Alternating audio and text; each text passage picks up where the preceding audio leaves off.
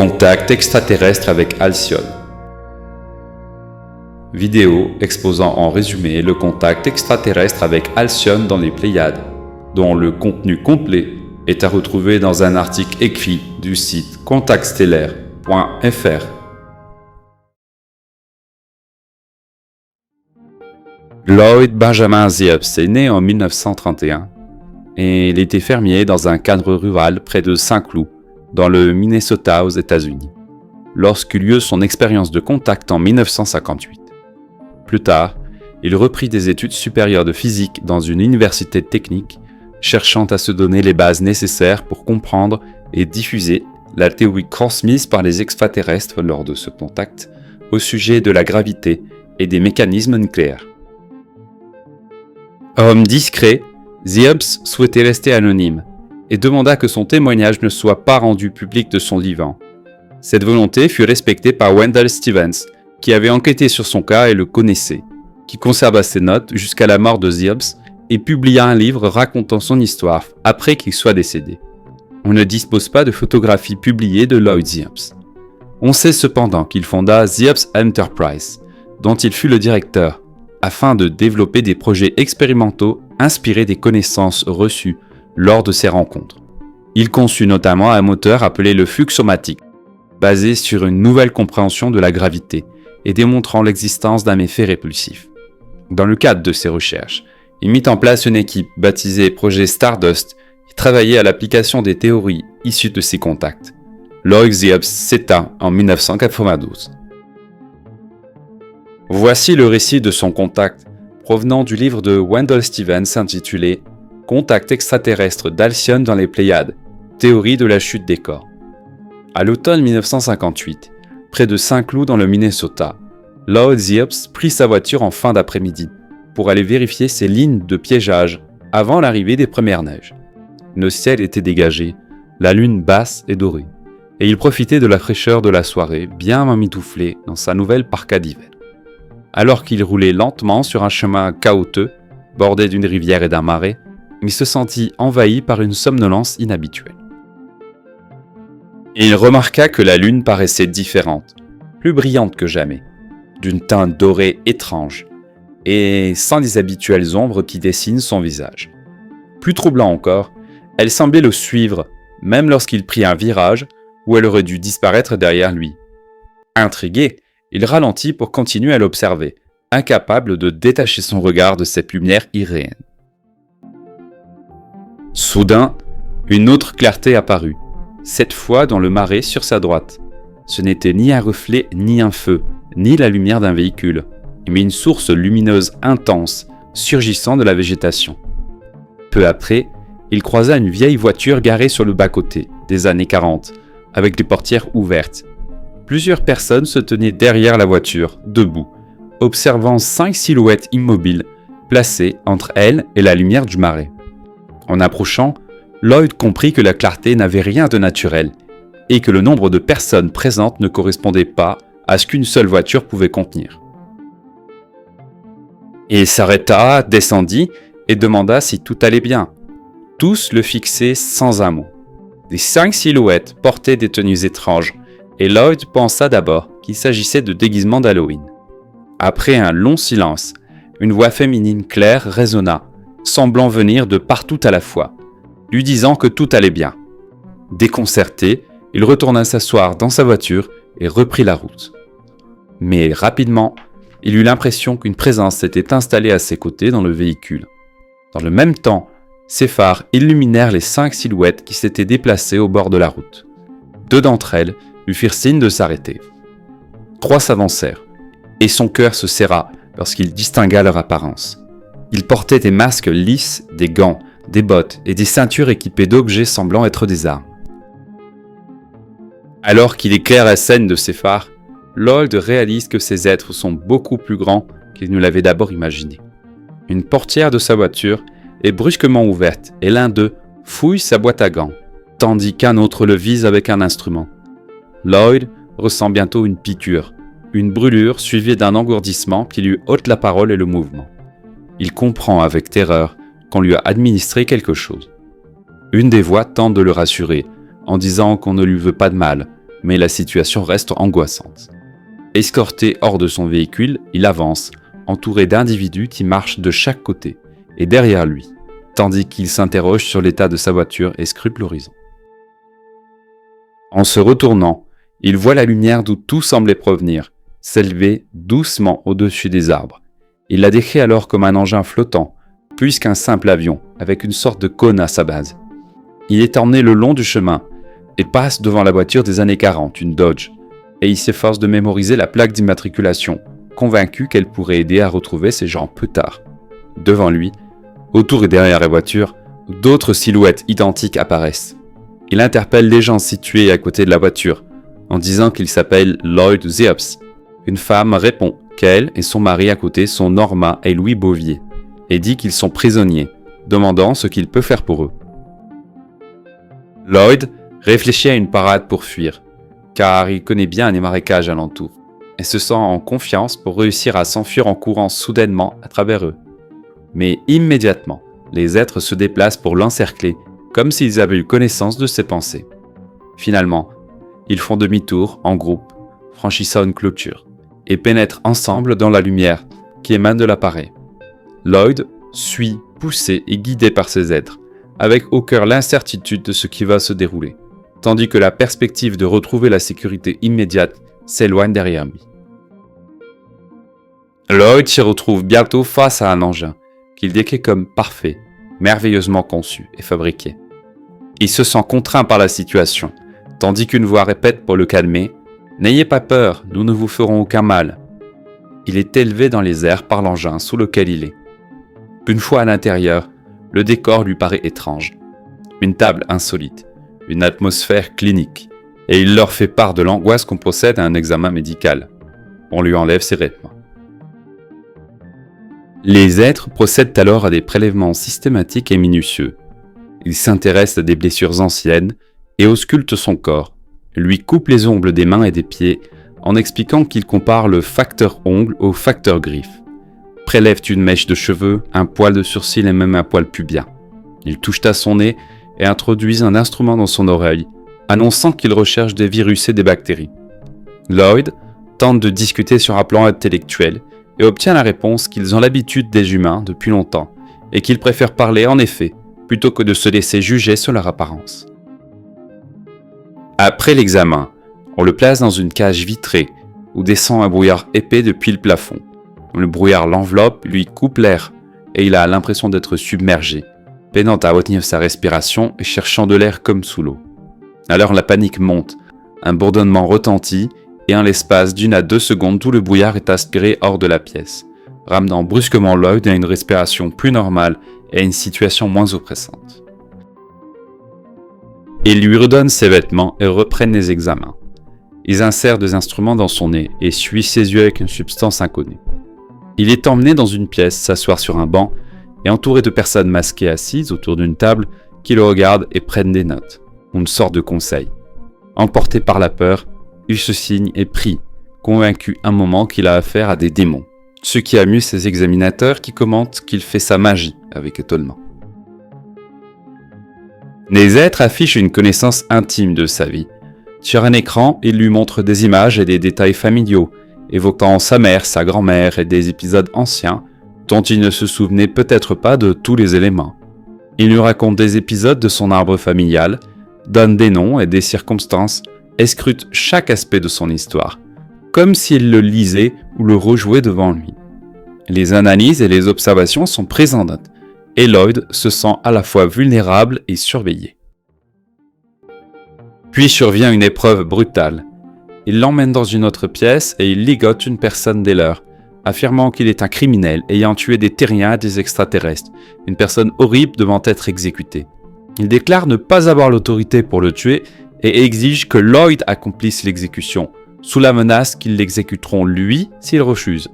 La personne ligotée dit à Lloyd que c'est faux, qu'il n'a rien fait. Bouleversé, Lloyd est contraint de prendre une arme qui lui est donnée, un revolver terrien banal. Il déclenche sa révolte. Il tire sur ceux qui lui ont ordonné d'exécuter le prisonnier. Les coups de feu étaient blancs. Ils éclatent de rire et révèlent qu'il s'agissait d'un test, une leçon destinée à étudier ses réactions. L'homme ligoté, qui était en fait avec eux, est libéré et le console en affirmant que les preuves étaient nécessaires. D'autres tests suivent, dont un où on lui demande de choisir qui, selon lui, devra survivre entre lui et son épouse. Lloyd désigne sa femme. Les observateurs prennent des notes et procèdent à d'autres interventions, parfois en insérant des dispositifs, parfois en relevant des réponses psychologiques. Finalement, après cette série d'expériences et d'épreuves morales et physiques, Lloyd est reconduit à son véhicule. Il rentre chez lui sain et sauf, mais profondément bouleversé, troublé par ce qu'il a vécu et par la certitude que ces rencontres l'ont à la fois transformé et marqué durablement. Peu après ce premier contact, Lloyd fut à nouveau poussé à se rendre au même endroit sur inspiration télépathique, et monta cette fois volontairement à bord d'un disque qui l'attendait, par une rampe d'accès. On le conduisit jusqu'à une cabine où un interlocuteur l'interrogea longuement sur la religion et les croyances. Quand on lui demanda ce qu'il pensait du paradis promis par les religions, Lloyd répondit qu'il considérait la religion surtout comme un système de contrôle. Face aux propositions de son interlocuteur, richesse, célébrité et pouvoir s'il acceptait de jouer un rôle, il resta humble et simple, affirmant que tout ce dont il avait besoin était de pouvoir nourrir sa famille et que la renommée ou le pouvoir ne l'intéressait pas. On lui présenta ensuite l'idée d'utiliser richesse et influence pour bâtir des institutions de paix et de justice, un projet auquel Lloyd se dit prêt à participer si cela permettait d'éliminer la guerre, la pauvreté et la faim. Durant cette rencontre, il fit la connaissance d'un des leurs qui lui présente sous le nom de Michael. En lui serrant la main, Lloyd eut la confirmation troublante que ces êtres connaissaient ses pensées, mais pouvaient répondre presque instantanément à ce qu'il ressentait. Il remarqua aussi que leur pouls et leur chaleur corporelle étaient très proches des siens. Michael lui expliqua que peu de personnes étaient choisies et que Lloyd faisait partie de celles qui recevraient un enseignement technique destiné à produire des richesses servant à fonder le type de gouvernement pacifique dont on avait parlé. Ils lui montrèrent alors avec une grande précision visuelle sur des écrans des résultats expérimentaux concernant la chute des corps et les interactions matérielles. Ils abordèrent des notions de force et de contre-force, de pôle gravitationnel, et présentèrent la gravité comme une force unifiée que l'on pouvait étudier et reproduire. Les démonstrations mêlaient images nettes, ralenties, écrits mathématiques et schémas. On lui parle de la loi de Coulomb, conducteur, résistance, condensateur que Lloyd devait envisager comme des réservoirs. Lloyd conserva un souvenir flou de son départ du vaisseau. Il se retrouva sans savoir comment aux côtés de Norma et Louis Bouvier chez eux, en train de leur parler. Il quitta leur domicile en proie à une forte émotion, Norma lui disant qu'il a de grandes responsabilités avec ces êtres. Il est conscient que ce qu'on lui avait enseigné devait être retenu et mis en œuvre. Questionné par la suite, Lloyd dira que l'écran sur lequel on lui avait montré des choses faisait 1 mètre de côté et que l'affichage de données familiales remontait sur 6000 ans. Les extraterrestres en mesuraient tous environ 2,10 mètres. Les contacts auront lieu par la suite à plusieurs reprises dans sa vie. Ils affirmèrent à Lloyd venir d'une planète du système d'Alcyone dans les Pléiades, et expliquèrent que notre univers n'était que l'un parmi beaucoup. Ils avertirent que l'usage incontrôlé de l'énergie atomique et certains effets non mesurés de la fission pouvaient provoquer des dommages durables à l'ionosphère, avec des conséquences polaires inquiétantes. À Lloyd, ils enseignèrent un concept nouveau sur la gravité, qu'il expliquera dans un document qu'il nommera Théorie de la chute des corps, susceptible de révolutionner la physique. Dans les années 1960, Lloyd mit à l'épreuve ses principes et rédigea ses conclusions sous forme de compte-rendu technique d'expérimentation, dans un document nommé « L'unité de toute chose ». Il a aussi par la suite achevé plusieurs prototypes d'un moteur gravitique basé sur ses idées. En 1986, ses visiteurs auraient fourni à Lloyd des éléments destinés à valider leurs avertissements, notamment un rapport prévisionnel sur l'extension d'un trou dans la couche d'ozone. Note: ce type d'avertissement est commun avec des informations semblables sur la couche d'ozone données par un autre contact extraterrestre avec la planète Ingstria. Lors de visites ultérieures, Lloyd raconte que les extraterrestres d'Alcyone continuèrent à lui prélever des échantillons de semences, un geste qu'il identifia après coup comme ayant déjà eu lieu lors du premier examen.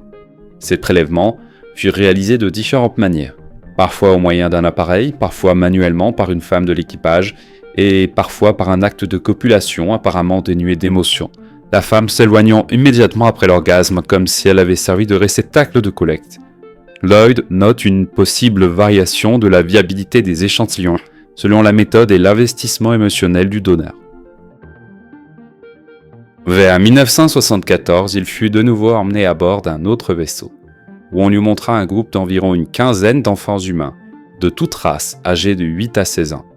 L'un d'eux ressemblait fortement à son fils de 15 ans. Interrogé, l'enfant répondit qu'il portait un nom terrien, Damon. À côté de chaque enfant, se tenait une petite femelle de la taille d'une enfant d'une douzaine d'années, qui jouait le rôle de mère pote. Ces petites mères affectaient aux enfants, les nourrissaient et veillaient sur eux pendant la gestation et jusqu'à la puberté, moment où la relation évoluait. Les extraterrestres expliquèrent à Lloyd que ces enfants faisaient partie d'un programme qu'ils nommaient Projet Rédemption. Les ovules et spermatozoïdes humains qu'ils recueillaient étaient prétendument purifiés sur le plan génétique puis réunis. En cas de fécondation, le tissu fœtal pouvait être implanté dans une mère pote ou développé dans une couveuse sophistiquée jusqu'à terme. Les enfants grandissaient ensuite dans des écoles hors de notre monde, où on leur enseignait à la fois les langues et coutumes de leurs instructeurs et les usages de la Terre, afin de les préparer à retourner vivre et travailler parmi nous sans être détectés. Lors des contacts, une des petites mères tenta de communiquer télépathiquement avec Lloyd. Elle accepta volontiers le nom de Tina qu'il lui donna à cause de sa petite taille. Damon, l'enfant semblable à son fils, savait déjà que Lloyd était son père génétique. Lloyd apprit que des centaines d'enfants participaient à ce projet et que ces visites de familiarisation sur Terre étaient régulières, destinées à préparer ces jeunes à une période future où leurs compétences seraient nécessaires, sans qu'on lui précise de date ou de lieu. La révélation de ces expériences génétiques fut pour Lloyd un choc considérable, car à l'époque on savait peu de choses sur de telles expérimentations, et la plupart des gens rejetaient ou méconnaissaient déjà le simple fait des enlèvements répétés. Mais les êtres d'Alcyone présentaient ces opérations comme faisant partie d'un projet planifié et structuré, mêlant sélection génétique, éducation et préparation d'une génération d'enfants humains destinés à un rôle futur sur Terre. Note: les êtres d'Alcyone se montrent sans véritable empathie, provoquant peur et malaise lors des contacts. Fouille de la voiture, injection apposée, prélèvements médicaux forcés, menace de mort pour le pousser à tuer pour un test psychologique. Lloyd est traité comme un sujet d'expérience, non pas avec cruauté, mais sans bienveillance ni considération. Et la terreur générée n'aime pas ces êtres qui sont même amusés de ses réactions. Leur visage est masqué car leur apparence non humaine serait trop effrayante. Leur programme de manipulation génétique forcée rappelle fortement celui attribué aux Gris, avec la préparation d'une génération d'enfants hybrides à l'apparence humaine pour un plan futur de contrôle dans l'humanité. Mais la relation instaurée avec Lloyd s'apparente au même schéma que les Gris. Une attitude se voulant rassurante en façade, mais en réalité dénuée de respect et uniquement tournée vers leurs propres objectifs, annoncés pour notre bien. Mais est-ce le cas ? Considérer ces êtres comme positifs est plus que douteux. Ils ont clairement un agenda et nous sommes utilisés dedans. Retour aux informations du contact.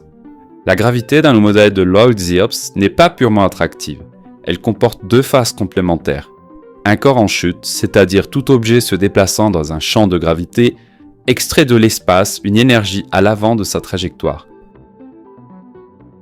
Lorsqu'un corps commence à tomber, une force centrifuge est appliquée au corps et est ressentie dans la direction opposée de la chute. Cette force centrifuge entraîne une compression de la masse dans la partie supérieure du corps, c'est-à-dire dans la direction opposée à la chute. Cette zone de masse comprimée crée une zone de plus grande densité. Pour obtenir une plus grande densité d'une masse, l'espace entre les atomes qui la composent doit diminuer. Par conséquent, les atomes de la zone comprimée du corps commencent à se libérer de cet espace. L'énergie extraite de la partie supérieure du corps peut être considérée comme le facteur mâle, car sa zone présente une concentration de gravité plus élevée, et donc une valeur gravitationnelle supérieure à celle des zones environnantes. La zone femelle du corps, en raison du mouvement du corps, est une zone de concentration de masse plus faible, ce qui incite cette masse à chercher à se dilater. La masse de la zone femelle du corps a besoin d'espace pour réaliser l'expansion des atomes qui la composent. La nature recherche toujours l'équilibre et la zone femelle ressent la force gravitationnelle supérieure de la zone mâle et se déplace vers elle. Cette action entraîne la rotation du corps. Cette extraction crée un champ secondaire autour du corps. À l'intérieur de ce champ, l'objet attire, la composante attractive. Mais à l'extérieur, il produit une poussée qui repousse, la composante répulsive. La gravité devient ainsi un champ dynamique, résultat de l'échange d'énergie entre le corps et son milieu. Le mouvement lui-même engendre des effets secondaires. La chute empêche l'énergie extraite de revenir directement au corps, ce qui crée une pression qui induit une rotation. Cette rotation, dépendant de la taille, de la vitesse et de la composition, génère des pôles magnétiques. Zierps décrit la formation d'un vide énergétique à l'arrière du corps et l'arrivée d'un flux entrant perpendiculairement, interaction qui donne naissance au magnétisme et explique aussi pourquoi les pôles magnétiques peuvent s'inverser périodiquement. Un autre point central est que tout corps en chute se comporte comme un transducteur d'énergie. Il capte, transforme et redistribue l'énergie extraite. La résistance interne du corps varie avec la vitesse. Plus la vitesse augmente, plus la résistance diminue, et le corps absorbe davantage d'énergie. À très grande vitesse, l'énergie peut se compacter en bulles qui deviennent les briques de la matière. La masse n'est alors que de l'énergie solidifiée. Zierps explique que, si la vitesse approche les ordres de grandeur de la lumière, la conversion énergie-masse s'intensifie, jusqu'à produire un état où la matière se désagrège en un vortex d'énergie neutre pure. Zierps étend ce raisonnement en particules et à l'antimatière. Des bulles d'énergie neutre, selon leur vitesse et leur direction, peuvent rester indépendantes ou se percuter et se comprimer pour former des particules. En inversant la direction et la polarisation, l'état devient ce qu'il nomme antimatériel, avec inversion des rôles émetteur-récepteur au pôle. Enfin, l'interaction entre les champs individuels de corps différents explique la formation d'orbites. Chaque corps génère un champ qui attire mais produit aussi un champ répulsif, qui, mis en équilibre dans une trajectoire tangentielle, stabilise une orbite. Note: Nancy Lieder, se clamant en contact extraterrestre avec Zeta Reticuli et fondatrice du site ZetaTalk, évoquait dès 1995 l'existence d'une force de gravité répulsive. Bien que des éléments amènent à considérer ces contacts comme négatifs et trompeurs, certains éléments transmis peuvent contenir une part de vérité comme dans toute manipulation, dont cette notion de force répulsive qui semble pertinente. Par ailleurs, le physicien brésilien Fran de Aquino a lui aussi développé des théories autour de la gravité, incluant l'hypothèse d'une gravité répulsive ou antigravité, comme il l'expose dans certains de ses articles, même si les expériences de validation proposées par de Aquino, qui sont présentées par lui comme réussies, sont l'objet de doutes importants sur leur aspect concret de réalisation effective. Retour au contact. Pour vérifier la théorie unifiée qu'il avait reçue des Pléiadiens d'Alcyone, Zierps décrivit une série d'expériences simples mais répétées des centaines de fois, menées au début des années 1960 dans un puits de mine abandonné du nord du Minnesota. Le protocole était strict. Des billes de taille et de circonférence identiques, les plus lourdes et vidées pour égaliser la résistance de l'air, étaient lâchées depuis le haut d'un puits de 600 mètres, pendant qu'une caméra 8 mm à grande vitesse filmait le plan d'impact. Zierps insiste sur la simplicité et la reproductibilité des tests. Il invite tout sceptique à refaire ces tests pour constater les mêmes résultats qui confirment la théorie. Les observations montrent des anomalies frappantes. Quand on lâche deux billes identiques séparées dans l'espace, elles semblent tomber à la même vitesse et se repousser mutuellement. Quand on lâche simultanément 4 billes de matériaux différents, chacune accélère à un rythme visiblement distinct. Des expériences de masse groupées révèlent des comportements collectifs. Une pyramide de billes se réorganise en une configuration sphérique en chute.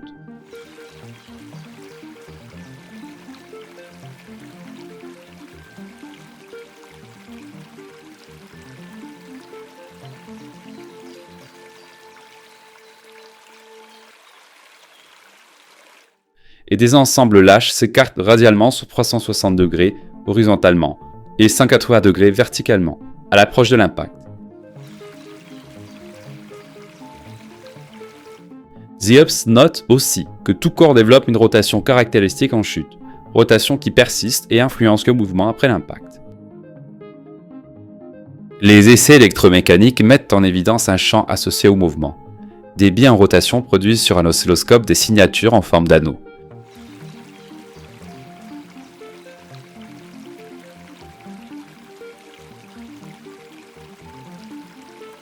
Et lorsque deux champs de corps en mouvement se rencontrent, ces bulles se brisent puis se recombinent pour donner des ondes sinusoïdales. Dans une configuration où deux billes passent très près l'une de l'autre, l'ensemble expérimental subit un coup mécanique audible et mesurable, dont l'intensité croît avec la vitesse au carré et décroît avec le carré de la distance. Sears interprète ces phénomènes comme la manifestation d'un champ dynamique non identifié, torique et non polarisé, qui se polarise et réagit quand deux champs entrent en collision. Fort de ces résultats, Sears conclut que les lois classiques de la chute, héritées de Galilée et fondements de Newton et d'Einstein, ne rendent pas compte de ces effets et doivent être réexaminées. Il évoque des conséquences profondes, compréhension unifiée des champs, possibilité d'effets répulsifs de la gravité et implications pour l'énergie et la sécurité planétaire. Dans l'ensemble, Sears appelle à la reproduction publique de ces résultats et à un débat scientifique ouvert, convaincu que ces anomalies ouvrent la voie à une refonte radicale de notre compréhension de la gravité. Pour compléter et soutenir ces observations, on peut citer une expérience indépendante menée dans une tour de chute sous vide à Brême, où un chercheur hongrois nommé Szász a aussi noté que différents matériaux purs ne tombaient pas exactement à la même vitesse sous vide.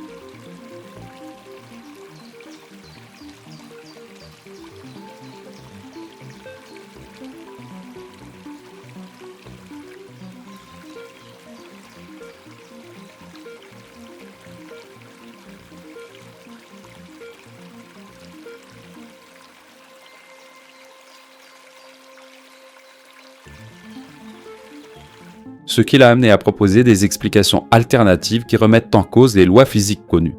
Par exemple, des différences de charge gravitationnelle des constituations. On a aussi les expériences menées par le physicien Bruce de Palma, décédé en 1997, ingénieur en électricité, diplômé de Harvard, qui a enseigné la physique au MIT pendant 15 ans, et frère du célèbre réalisateur de films Brian De Palma. Il a développé un moteur dit à énergie libre, appelé la L-Machine, qui est un gros gyroscope comprenant 2 aimants, et fournissant une énergie supplémentaire à celle consommée pour la mettre en mouvement, a priori pompée dans le champ gravitationnel, sans jamais avoir pu démontrer clairement ce supplément d'énergie. Mais ce qui nous intéresse ici, et qu'il a pu montrer lors d'expériences sur des billes mises en rotation rapide, 27 000 tours par minute, et lancées vers le haut ou lâchées en chute libre, qu'un objet en rotation rapide monte plus haut lorsqu'il est lancé vers le haut et tombe plus vite lorsqu'il est lâché en chute libre, comparé au même objet immobile. Donc des anomalies sur la chute des corps. On peut reprocher à De Palma un effet aérodynamique de l'air sur les billes tournantes qui donne un supplément de vitesse. Il a aussi mené plusieurs expériences sur les gyroscopes montrant des anomalies physiques. On peut aussi noter des expériences amateurs de réplication de l'effet obtenu par De Palma sur des chutes libres. Des gyroscopes enfermés dans des bulles de plastique pour ne pas pouvoir incriminer à un effet aérodynamique ont été lâchés ensemble. Les gyroscopes avec leurs bulles plastiques ont exactement le même poids au centigramme près, mesuré sur une balance de précision, légalisée par de la pâte à fixe dans les bulles plastiques. L'un des deux est mis en rotation par une perceuse type Dremel avant de refermer la bulle autour, et l'autre est au repos sans rotation. Les deux sont lâchés ensemble avec une plateforme mécanique de lâcher, et avec une caméra qui filme le départ et une autre qui filme l'arrivée au ralenti. On constate que les départs étant faits ensemble, attestés sur la caméra de départ, l'arrivée n'est pas synchrone. Sur une distance de chute de l'ordre de moins de 1 mètre, c'est déjà visible. Sur une autre expérience de chute d'environ 4 mètres de haut, c'est clairement incontestable. C'est toujours le gyroscope qui tourne qui arrive le premier, et quel que soit le sens de rotation du gyroscope, l'expérimentateur a testé. Aussi, il y a des tests en cas d'absence de rotation des deux gyroscopes, ils arrivent ensemble. Il y a aussi test d'échange du gyroscope qui tourne et de celui immobile. Il semble y avoir un supplément de vitesse dans le champ de gravité, pour l'objet en rotation dans tous les cas. Tout ceci montre des anomalies que la physique officielle ne sait pas expliquer et ne veut pas chercher à expliquer.